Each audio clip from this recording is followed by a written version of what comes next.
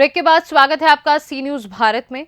आज झारखंड के खूंटी लोकसभा सीट पर झापा प्रत्याशी अर्पणा हंस पहुंची, जहां उन्होंने पार्टी के हजारों कार्यकर्ताओं के साथ झापा कार्यालय का उद्घाटन किया। इस दौरान उनके साथ पार्टी कार्यकारी अध्यक्ष अजीत कुमार और महासचिव अशोक भगत भी मौजूद रहे।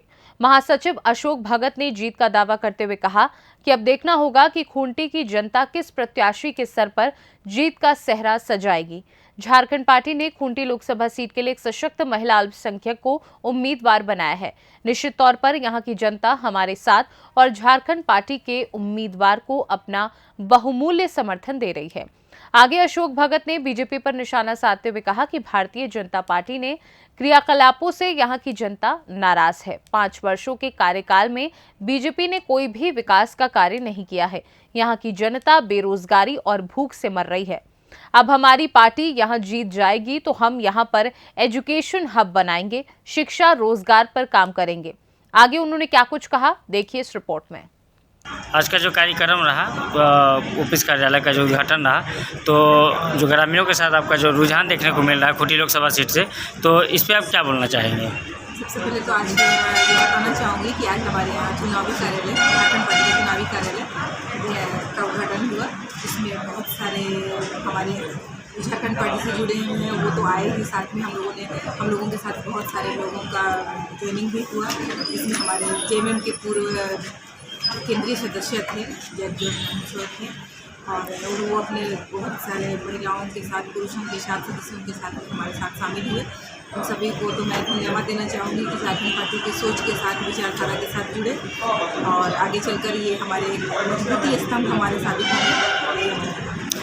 मैडम, जो ग्रामीण है उससे जो आप लोग का अभी प्रचार प्रसार की तो अब शुरुआत हो जाएगी, तो किन मुद्दों पे आप ग्रामीणों के पास जाएंगे? क्या मुद्दा रहेगा आपके पास? यहाँ मुद्दों का भरमार है, खासकर संसदीय क्षेत्र में, खूंटी संसदीय क्षेत्र में। अगर आप मुद्दों की गिनती हाथों पर या उंगलियों पर करें तो ये नाइंसाफ़ी होगी, क्योंकि यहाँ पर हर तरफ मुद्दों का अंबार बना हुआ है। 45 ईयर्स हो या फिर 10 ईयर्स हो, जो भी भाजपा का कार्यकाल रहा वो बिल्कुल नील रहा कि किसी ने भी यहाँ के समस्याओं पर कभी विचार विमर्श किया ही नहीं। सांसद चुने गए या विधायक चुने गए, सिर्फ और सिर्फ अपने लिए सोचते रह गए, चाहे वो, और यहाँ के लोगों के लिए, यहाँ के लोगों का वोट लेकर भी यहाँ के लोगों के लिए कभी उन्होंने आगे बढ़कर बात नहीं की। चाहे वो शिक्षा हो या फिर उद्योग हो, पलायन की समस्या हो या फिर कृषि के क्षेत्र में हो, सिर्फ धर्म के नाम में उन्माद फैलाकर उन्होंने वोट बटोरा है।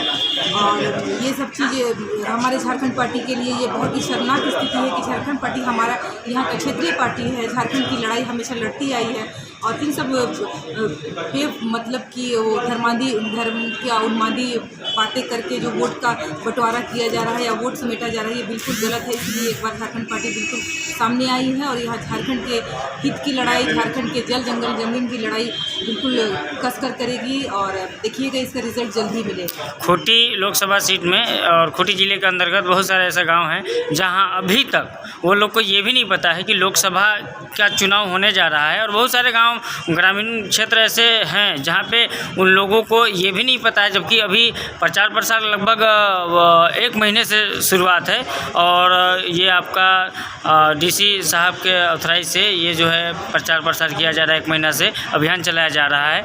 बहुत सारे अभी भी ग्रामीण क्षेत्र में ऐसे हैं जिनको ये पता नहीं है कि खूंटी लोकसभा सीट का चुनाव होने वाला है। इस पर आप क्या कहना चाहेंगे? इसका मुख्य कारण क्या है कि एक तो ग्रामीण क्षेत्र होता है जहाँ पर सुविधाओं का अभाव होता है। दूसरी बातें ऐसे हैं कि जैसे इतने दिन हो गए लेकिन क्षेत्र में भाजपा की सरकार रही, भाजपा की संसदीय क्षेत्र हो, चाहे वो सांसद हो या फिर विधायक हो, वो ऐसा प्रयास ही नहीं किया कि क्षेत्रवार यानी ग्रामीण इलाकों में अपनी पैठ बनाए, या ग्रामीण इलाकों में जो सुविधाओं का अभाव है उन पर काम करे, चाहे वो बिजली को लेकर हो। अगर बिजली नहीं है तो फिर उन तक स्वाभाविक है कि आज का समाचार पहुंच ही नहीं पाएगा। और आप अपने कहा कि चुनाव होने जा रहा है, तो चुनाव को लेकर इसलिए लोगों में उदासीनता है क्योंकि वो समझ रहे हैं कि हम बार बार अपने प्रतिनिधियों को आगे कर रहे हैं, बावजूद हमारे पास इसका कोई भी परिणाम नहीं निकल पा रहा है। व्यक्ति 5 साल में 2-2 बार संसद का चुनाव देखता है, विधानसभा का चुनाव देखता है, लेकिन जो वोटर होते हैं उनको सिर्फ और सिर्फ वादा खिलाफी होता है उनके साथ, उनको झूठा आश्वासन दिया जाता है, इसलिए ये उदासीनता है। बाकी तो इस बार का चुनाव माहौल और है, क्योंकि हम झारखंड पार्टी एक पुरानी पार्टी है और यहाँ हमारे लोगों को या फिर हमारे झारखंड पार्टी को पहचान कराने की या किसी से बताने की आवश्यकता नहीं है। आज जब झारखंड पार्टी अपने पूरे जोश से उतरी है तो लोगों तक ये भावना पहुंच रही है कि हमारी पार्टी हमारे लिए आगे बढ़ रही है, तो हम क्यों नहीं आगे आए। इसलिए सभी जोश से और पूरे उत्साह के साथ इस बार के चुनावी माहौल में शामिल होंगे और 13 तारीख को अच्छा वोटिंग होगा, इसका मुझे पूरा उम्मीद है। Thank you. कौन सी बातों को लेकर जनता तक आप पहुंच रहे हैं?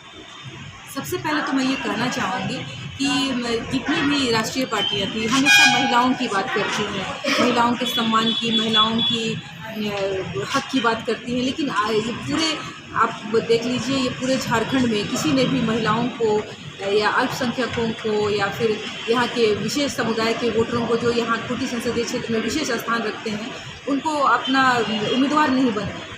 तो मैं ये कहना चाहूँगी कि एक महिला होने के नाते सबसे पहले तो मैं महिलाओं के सम्मान के लिए, उनके अधिकार के लिए और महिला सशक्तिकरण की बात करती हूँ, ताकि उनको आगे के लिए ये एक ऐसा अपने पैरों पर और एक ऐसा ज़मीन दे सकूँ कि वो कल को अपने लिए और अपने परिवार के लिए नहीं बल्कि इस संसदीय क्षेत्र के लिए भी एक अच्छा उदाहरण पेश कर सकूँ। जी सर, बोला जाए।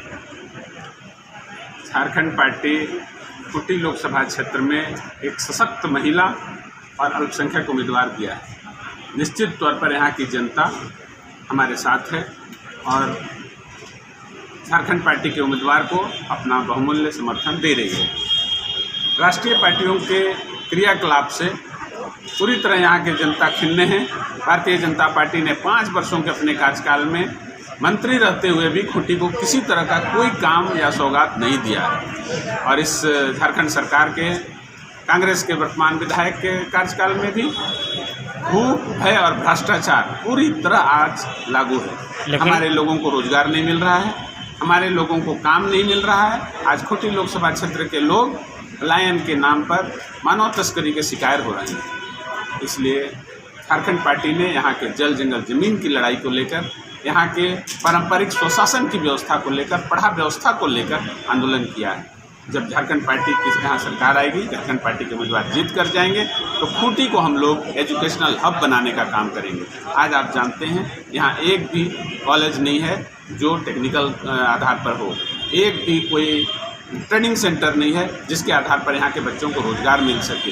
यहाँ आज इंजीनियरिंग कॉलेज नहीं है, यहाँ आज मेडिकल कॉलेज नहीं है, यहाँ आज किसी तरह का ऐसा सुविधा नहीं है जिससे हमारे बच्चों का भविष्य उज्ज्वल हो, हमारे लोगों को रोजगार मिले। झारखंड भाजपा का जो नारा है अब की बार 400 पार, उस पर क्या कहना चाहेंगे? हमारी उम्मीदवार बराबर कहती रही हैं 400 पार इनका है, महंगाई में 400 पार इनका 400 पार है, यहाँ के लोगों को गर्त में भेजने का 400 पार। इन सारी चीज़ों को जुमला फैलाना भारतीय जनता पार्टी का काम है। यहाँ के वर्तमान सांसद जो काम ही नहीं किए हैं, वैसे आदमी को किसी भी हालत में झारखंड की जनता, खूंटी क्षेत्र की जनता स्वीकार नहीं करेगी। आज सारे पिछड़ी जातियों का आरक्षण शून्य है। आप जानते हैं 5 जिलों में पिछड़ी जाति का आरक्षण शून्य है। इसका सारा जिम्मेवारी भारतीय जनता पार्टी को जाती है।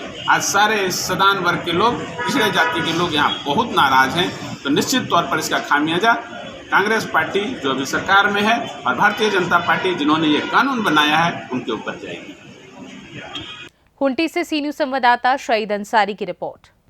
फिलहाल इस खास खबर में बस इतना ही। वक्त एक छोटे से ब्रेक का। ब्रेक के उस पार खबरों का सिलसिला लगातार जारी है। आप देखते रहिए सी न्यूज भारत।